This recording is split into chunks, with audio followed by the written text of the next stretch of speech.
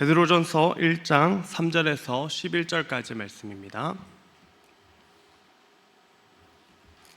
베드로전서 1장 3절에서 11절까지 말씀, 우리 한 절씩 교독하고 마지막 절 같이 읽도록 하겠습니다. 우리 주 예수 그리스도의 아버지 하나님을 찬송하리로다. 그의 많으신 긍휼대로 예수 그리스도를 죽은 자 가운데서 부활하게 하심으로 말미암아 우리를 거듭나게 하사 산 소망이 있게 하시며,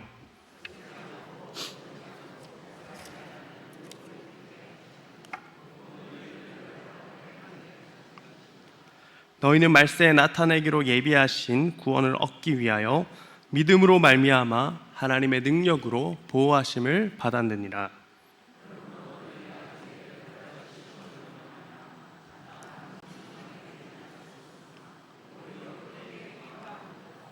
너희 믿음의 확실함은 불로 연단하여도 없어질 금보다 더 귀하여 예수 그리스도께서 나타나실 때 칭찬과 영광과 존귀를 얻게 할 것이니라.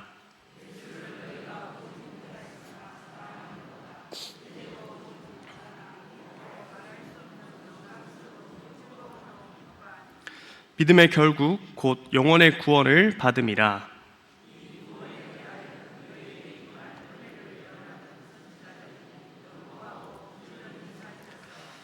자기 속에 계시하신 그리스도의 영이 그 받으실 고난과 후에 받으실 영광을 미리 증언하여 누구를 또는 어떠한 때를 지시하는지 상고하니라. 같이 읽겠습니다. 12절 말씀 같이 읽겠습니다. 이 섬긴 바가 자기를 위한 것이 아니요 너희를 위한 것임이 계시로 알게 되었으니 이것은 하늘로부터 보내신 성령을 힘입어 복음을 전하는 자들로 이제 너희에게 알린 것이요 천사들도 살펴보기를 원하는 것이니라. 아멘. 우리 12절까지 말씀이었는데요, 오늘 우리가 읽은 이 말씀을 통해서 예수님이 부활하셨습니다 라는 제목으로 하나님의 말씀을 나누도록 하겠습니다. 오늘은 복된 부활주일이죠. 부활주일은 예수님께서 우리를 위해 죽으시고 부활하신 날입니다. 우리 서로 이렇게 인사합시다. 예수님이 부활하셨습니다. 예수님이 부활하셨습니다. 부활주일은 참 기쁘고 설레는 날입니다. 예수님의 고난과 죽음 이후에 놀라운 하나님의 반전이 있는 날이기 때문입니다. 우리 신앙의 고백 가운데 우리가 믿음으로 고백하는 건 무엇이 있죠? 나는 몸의 부활과 영생을 믿는다라고 믿음으로 고백합니다. 우리 신앙의 중요한 요소 중에 하나가 몸의 부활과 영생을 믿는다라는 것입니다. 우리 예수님께서 부활의 첫 열매가 되어주시고 또 예수 그리스도를 믿는 믿음 가운데 있는 자에게는 몸의 부활과 영생을 허락해 주신다라는 것입니다. 예수님이 부활하신 이 부활주일에 우리 모두가 부활신앙과 믿음이 더욱 깊어지는 복된 주일 되시기를 축복합니다. 오늘 말씀 베드로 전서 말씀을 살펴보았는데요, 이 말씀을 통해서 오늘 말씀 첫 번째로 예수님이 부활하심을 통해서 우리는 산 소망을 누린다라는 것을 기억해야 되겠습니다. 우리 다시 한 번 더 3절의 말씀 한 목소리로 같이 한번 읽어보겠습니다. 우리 주 예수 그리스도의 아버지 그의 많으신 긍휼대로 예수 그리스도를 죽은 자 가운데서 부활하게 하심으로 말미암아 우리를 거듭나게 하사 산 소망이 있게 하시며, 예수 그리스도를 믿는 자에게는 죽은 소망이 아니라 살아있는 소망이 주어진다라는 것입니다. 그런데 오늘 말씀을 기록한 베드로에게 있어서 본래 예수 그리스도는 살아있는 소망이 아니라 죽은 소망이었습니다. 왜 그렇습니까? 예수님께서 십자가에 달려 죽으실 때만 해도 베드로의 소망은 다 산산조각 나 버렸다라는 것입니다. 예수님이 죽으신, 십자가에 죽으신 예수 그리스도는 베드로에게 있어서 산 소망이 아니라 죽은 소망이었다라는 것입니다. 그래서 베드로뿐만 아니라 예수님의 모든 제자들이 예수님이 십자가에 죽으신 것을 보게 될 때, 또 예수님이 십자가에 달리시게 되었다라는 것을 알게 되었을 때 다 도망가고 다 숨어 있었습니다.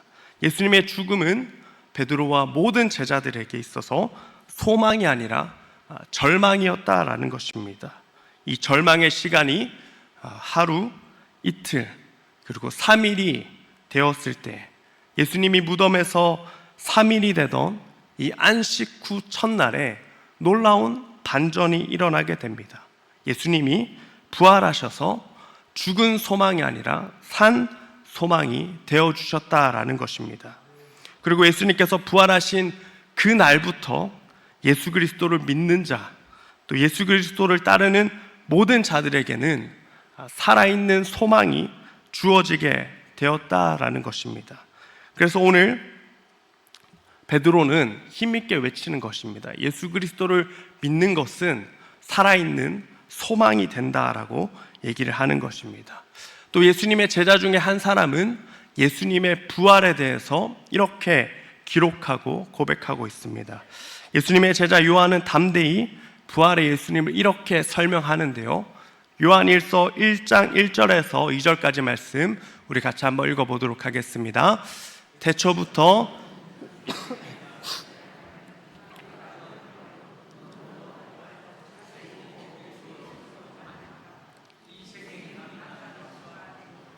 이 영원한 생명을 우리가 보았고 증언하여 너에게 전하노니 이는 아버지와 함께 계시다가 우리에게 나타내신 바 되시니라. 아멘. 사도 요한이 고백하는 것은 무엇입니까? 부활하신 예수님을 우리가 눈으로 보았고 또 자세히 경험했다라고 담대하게 선포하고 있다라는 것입니다. 산 소망 되시는 예수 그리스도는, 부활의 예수 그리스도는 추상적인 소망과 믿음이 아닙니다. 살아있는 실체가 되어주셨고 또 살아있는 소망이 되어주셨다라는 것입니다. 저는 우리 온천교회 성도님들이 다른 곳에 소망을 두지 않기를 원합니다. 사람들은 말합니다. 여기에 소망이 있습니다. 여기에 희망이 있습니다. 이렇게 얘기를 하지만 오늘 말씀을 통해서 예수 그리스도 외에는 또 소망이 없고 예수 그리스도 외의 소망은 다 헛된 소망이고 죽은 소망이 된다라는 것을 기억하게 되시기를 바랍니다. 예수 그리스도만이 우리에게 살아있는 소망이 되는 줄로 믿습니다. 우리의 산 소망 되시는 예수 그리스도 그분만을 믿고 따르는 저와 여러분들 되시기를 축복합니다. 두 번째로 이 부활 신앙을 가지는 자에게는 하나님의 능력으로의 보호하심이 함께하고 있습니다. 우리 5절의 말씀 같이 한번 읽어보겠습니다. 너희는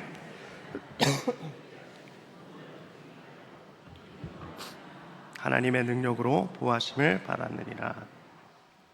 부활 신앙을 가지는 자에게는 하나님의 능력의 보호하심이 함께 있다라고 설명하고 있습니다. 베드로는 힘있게 이것을 선포합니다. 예수 그리스도를 믿는 자에게는 하나님의 보호하심이 언제나 함께하고 있다라고 선포하는 것입니다.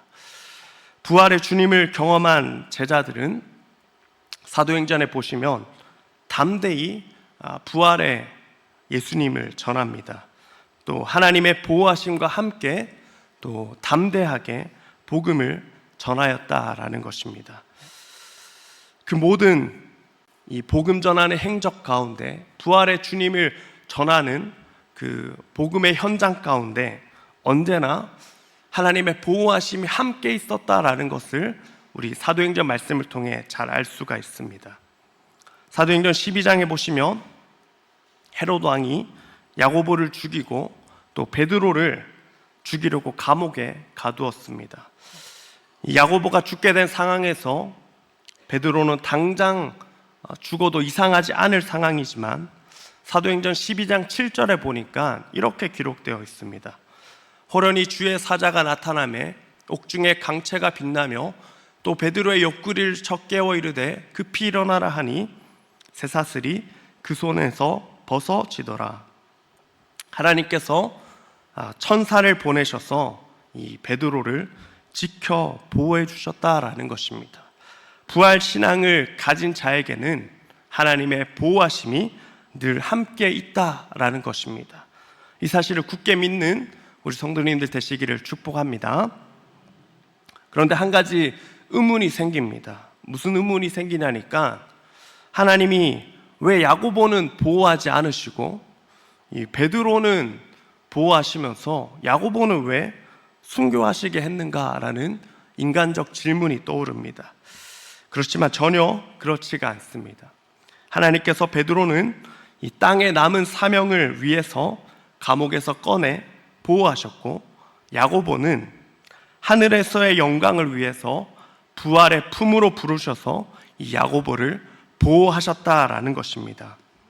이 사도 야고보는 부활 신앙을 믿는 자로서 기꺼이 죽음 앞에 두려워하지 않고 사도 중에서 첫 순교자가 되어서 가장 먼저 부활의 주님 곁에 서는 영광을 얻게 되었다라는 것입니다.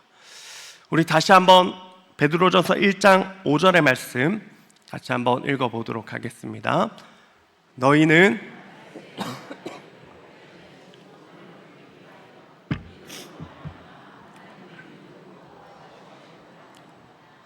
이 말씀을 자세히 보시면 하나님의 보호하심의 최종 목적은 부활의 능력으로 말미암은 영원한 구원의 완성이 되는 것입니다.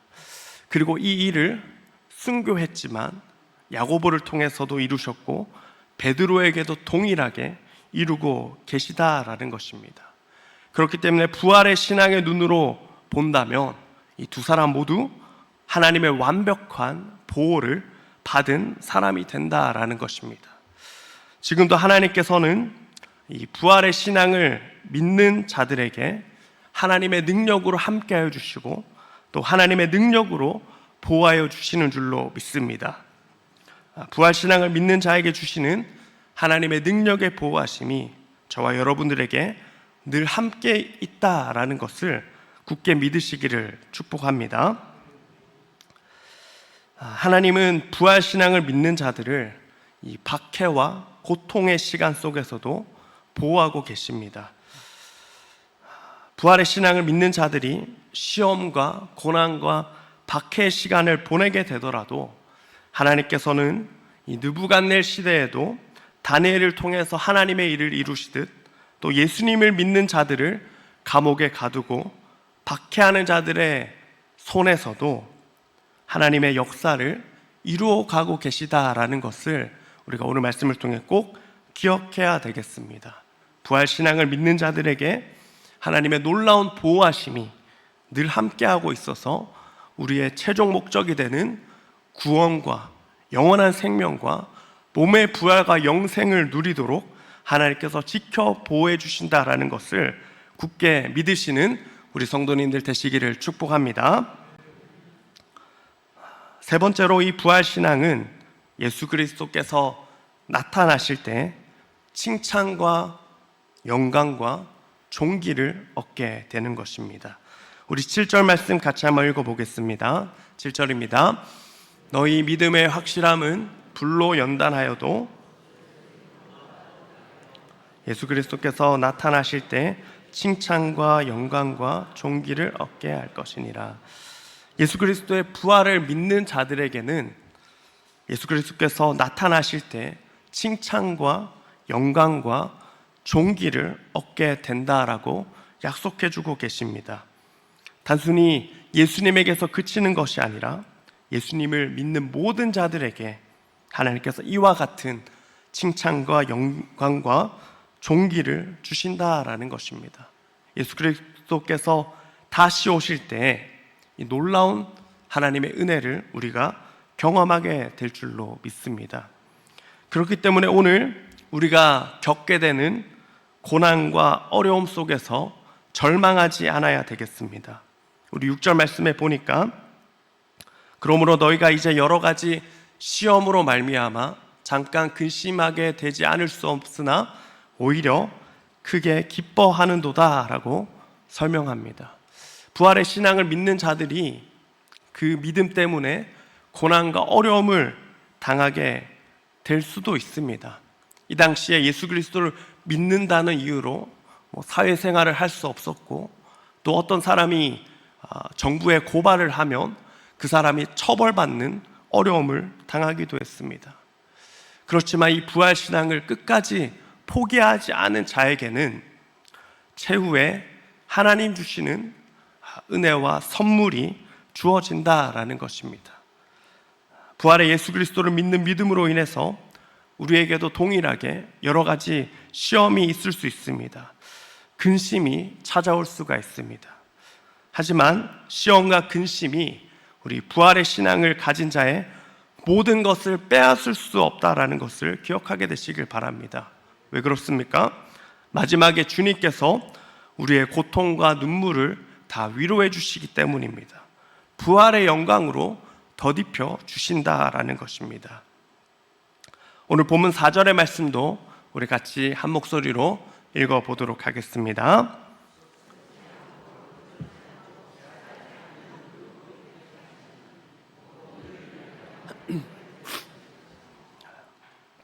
사절에 따르면은 우리의 산 소망 되시는 예수 그리스도께서 그 예수 그리스도를 믿는 자에게 썩지 않고 또 더럽지 않고 쇠하지 않는 유업을 주신다라고 말씀하고 계십니다. 이 세상의 부귀영화와 이 세상의 소망은 늘 썩어지는 것이고 늘 한계가 있는 것입니다. 그렇지만 이 산 소망 되시는 부활의 예수 그리스도가 주는 이 유업은 영원히 썩지 않고 깨끗하며 쇠하지 않는 유업을 주신다라는 것을 반드시 기억하게 되시기를 바랍니다. 부활 신앙을 가진 우리가 하나님으로부터 누리는 은혜가 이와 같은 은혜가 있다라는 것입니다. 영원한 가치, 영원한 영광, 영원한 기쁨, 영원한 능력, 영원한 생명을 주시는 분, 산 소망 되시는 예수 그리스도밖에 없다라는 것을 기억하게 되는 우리 성도님들 되시기를 바랍니다. 마지막으로 우리가 누리는 이 부활 신앙은 하나님의 놀라운 신비의 능력이 된다라는 것을 꼭 기억할 수 있기를 바랍니다. 이 부활 신앙은 하나님의 놀라운 신비한 능력이 된다라는 것입니다. 오늘 우리가 읽은 10절에서 12절까지의 말씀 우리 같이 한번 읽어보도록 하겠습니다. 이 구원에 대하여는 너에게 임할 은혜를 예언하던 선지자들이 연구하고 부지런히 살펴서 자기 속에 계시하신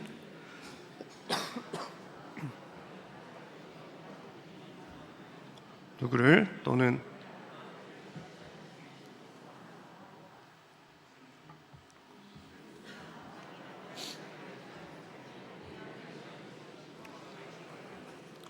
이것은 하늘로부터 보내신 성령을 힘입어 복음을 전하는 자들로 이제 너에게 알린 것이요 천사들도 살펴보기를 원하는 것이니라. 10절과 12절까지의 말씀을 보시면 예수 그리스도를 부활하신 예수 그리스도를 믿는 자들에게 주어지는 이 구원과 또 예수 그리스도로부터 누리게 되는 이 부활 신앙의 내용은 10절 하반부에 보시면 선지자들이 연구하고 부지런히 살펴본 내용이다라고 설명하고 있습니다. 또 12절에 보니까 천사들도 흠모하고 천사들도 살펴보길 원하는 하나님의 놀라운 능력이 된다라는 것입니다. 구약의 선지자들이 예언하고 연구하고 부지런히 살핀 내용의 결과물은 우리가 믿는 예수 그리스도가 되십니다. 또 천사들도 살펴보길 원하는 것은 예수 그리스도의 부활의 능력이 되는 것입니다. 마태복음 11장 11절에 보시면 예수님께서 이런 말씀을 하십니다. 내가 진실로 너희에게 말하노니 여자가 낳은 자 중에 세례 요한보다 큰 이가 일어남이 없도다. 그러나 천국에서는 극히 작은 자라도 그보다 크니라 라고 말씀하십니다. 이 말씀을 볼 때 예수님께서 이렇게 말씀하시는 것은 세례 요한 이후에 하나님께서 준비하시는 더 큰 은혜가 예비되어 있다라고 말씀하고 있는 것입니다. 세례 요한이 이 메시아의 길을 예비하고 또 회개하라 천국이 가까운 나라 외쳤지만 세례 요한이 누리지 못한 은혜, 또 세례 요한이 직접 보지 못한 은혜는 무엇입니까? 바로 오늘 우리가 누리는 이 부활의 은혜고 또 부활의 신앙이 된다라는 것입니다. 사랑하는 성도님들, 오늘 우리가 가지는 이 부활 신앙과 믿음은 구약의 선지자들이 예언하고 그토록 보기를 원했던 것, 또 세례 요한조차도 다 보지 못한 것이며 또 하늘의 천사들조차 신비로워하고 흠모하는 것이 저와 여러분들이 예수 그리스도를 믿는 믿음으로 오늘 우리가 누리는 이 부활의 신앙과 또 부활의 기쁨이 된다라는 것을 잊지 않으시기를 축복합니다. 하나님의 놀라운 부활 신앙의 신비한 능력이 오늘 저와 여러분들과 함께 하고 계시다라는 것, 그리고 최종 구원을 이루기까지 하나님께서 보호하셔서 부활의 열매를 우리에게 주실 것이라는 것, 또 그리고 하나님께서 하늘 영광과 또 영원한 기쁨과 칭찬으로 우리를 몸의 부활과 영생으로 이끄신다라는 것을 기억하는 복된 주일이 되시기를 주님의 이름으로 소망합니다.